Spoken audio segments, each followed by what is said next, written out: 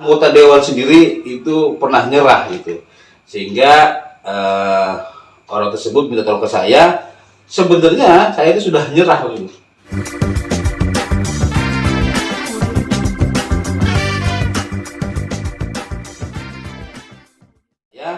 Sebenarnya saya itu sudah nyerah gitu.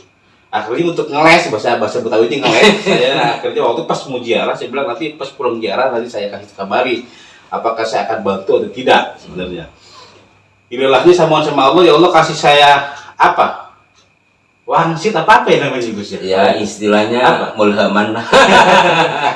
Kasihnya kabar lah di mana yang kira-kira saya ini bantu dia apa tidak gitu.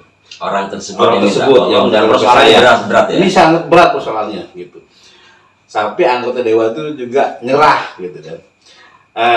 Akhirnya dilalahnya ketika saya jarak ke makam Warsito, tiba-tiba ada bisikan gini. Udah, orang itu bantu kasihan. Gitu. Akhirnya saya pulang ke Jakarta, saya bantu permasalahannya, alhamdulillah dalam jangka kurang lebih 4-5 bulan masalah selesai gitu. Disitulah saya tertarik, ini bagi saya Rangga Warsito itu udah seperti wali gitu Gus. Jadi apa, mudah-mudahan ini bisikan-bisikan yang bagus gitu, karena setelah saya bantu ini permasalahannya selesai total ya. Selesai total. Subhanallah. Gitu. Itu waktu dengan dapat bisikan, apa hanya sekedar bisikan atau mungkin tampak wajah? Nggak ada. Itu bisikan ketika saya lagi zikiran. Bahasanya apa? Jadi gini, awalnya begini, memang yang datang ke sini itu dikabul, tapi itu kebetulan. Lalu bahasa yang kedua itu bantu orang itu kasihan, tolong dibantu, gitu. Udah saya yakin gitu. Dan sepertinya orang-orang yang jarak ke sana itu rata-rata klinik, Gus. Nggak ada pakai tahlilan karena itu banyak lupa, banyak macam-macam ya. Jadi ketika kita zikiran, kita bikin maulid di sana, itu sepertinya beliau senang. Mungkin ucapan terima kasih kayak saya dikasih bisikan gitu, gitu. Wallahu a'lam bishawab. Intinya bahwa ketika saya ngebantu orang tersebut, masalah selesai. Itu sebenarnya konflik keluarga. Malah masalahnya itu keluarga jadi akur sebenarnya. Setelah sampai bantu, setelah jenengan bantu orang tersebut dengan wasilah jenengan ziarah ke Rangga Warsito. Subhanallah. Itu ya, luar biasa kan. Punya pengalaman pribadi, pengalaman apa ya? Pengalaman mistik. Ya, bisa istilah sekarang sih ya mistik boleh karena kan sifatnya memang mistikus dan subjektif, tapi orang biasanya menyebutnya pengalaman spiritual. Dan banyak juga orang menyalahpahami hal seperti ini. Wah, jangan-jangan setan. Jangan-jangan jin. Ya Allah a'lam, jin atau setan kita kan nggak punya KTP-nya ya. Tapi pastinya bahwa dari bisikan itu kemudian membantu. Alhamdulillah Allah selesaikan. Kan titik poinnya di sana ya. Titik poinnya di sana. Kalau bicara teori tentang seperti itu ya banyak. Dari metafisika modern umpamanya nih, kok saya yang jadi presenter ini? Iya. Itu benar juga Gus.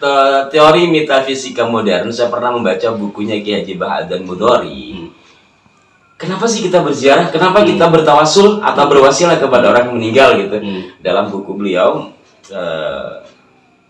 mengatakan Kiai Haji Bahadan Mudhari ini adalah seorang ketua PW Muhammadiyah tahun 80-an ya, Jawa Timur. Saya kapan waktu sempat ke sekitar kediaman almarhum Kiai Haji Bahaudin. Beliau sangat dikenal sebagai ahli fisika yang juga sebagai ahli metafisika. Maka contoh kenapa orang bertawasul. Jadi menurut beliau ucapan seseorang, doa seseorang itu tidak hilang. Menurut beliau itu ada di atom-atom udara. Saya nggak paham. Itu artinya ketika kita bertawasul kepada seseorang di kuburannya contoh, maka apabila kita bisa beresonansi atau getar-menggetar atau menyerap kata-kata itu sehingga menjadi kata-kata kita, maka kemungkinan cita-cita itu oleh Allah dikabul. Itu teori metafisika modern. Maka ini juga sedikit menyimpang dari tema utama karena khawatir juga ada orang menyikapi bisikan di kuburan paling setan. Ini kan kita mencoba membedah sesuatu sesuai porsinya.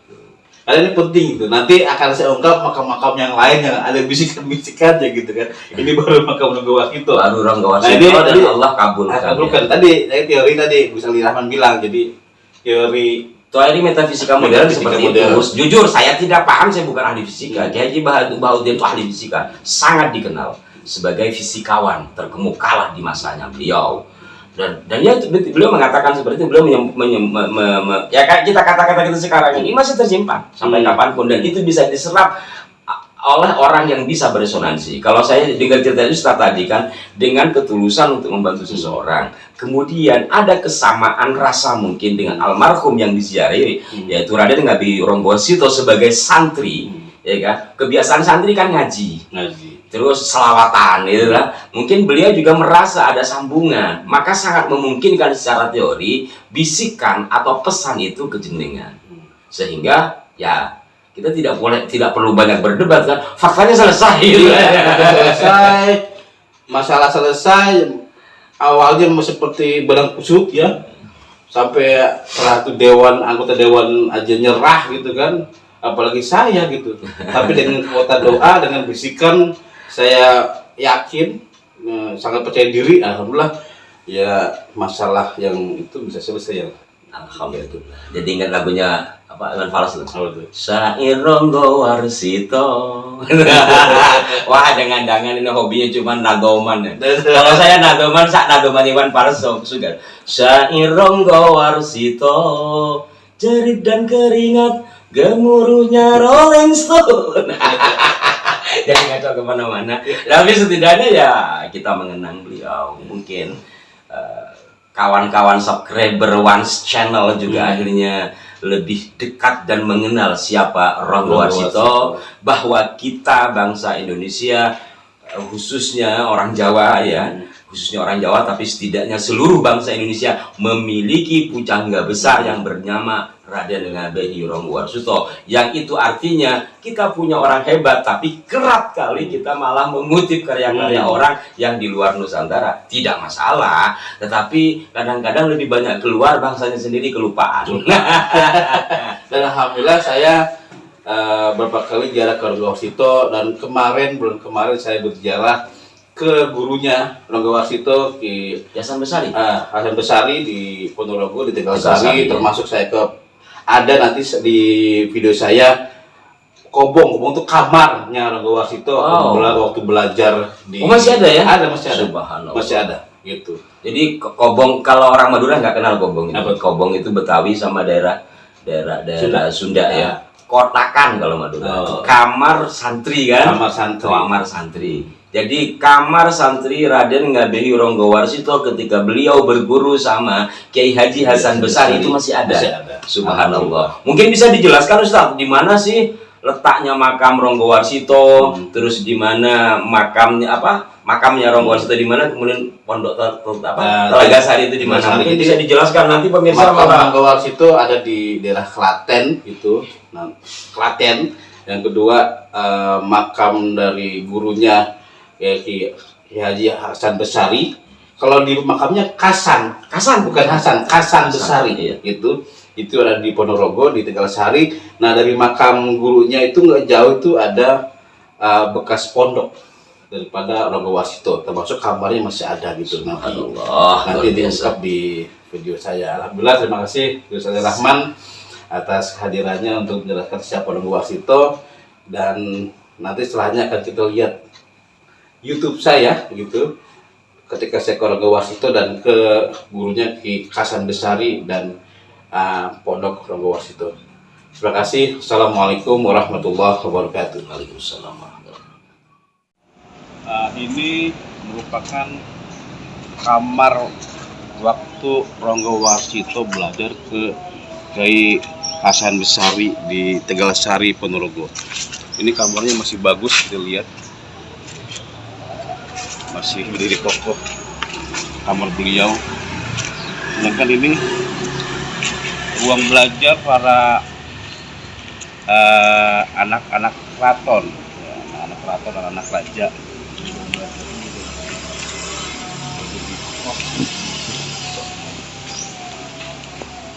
Mereka belajar kepada Ki Ageng Muhammad Besari dan Kiai Hasan Besari. Ini ruang belajarnya.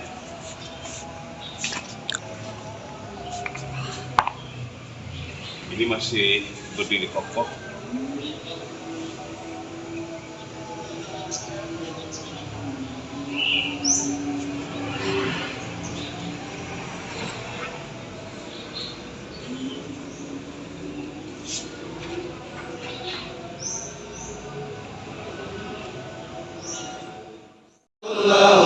Kufuwan ahad. Bismillahirrahmanirrahim. Qul huwallahu ahad. Allahus samad. Lam yalid wa lam yulad wa lam yakul lahu kufuwan ahad. Bismillahirrahmanirrahim. Qul huwallahu ahad. Allahus samad. Lam yalid wa lam yulad wa lam yakul lahu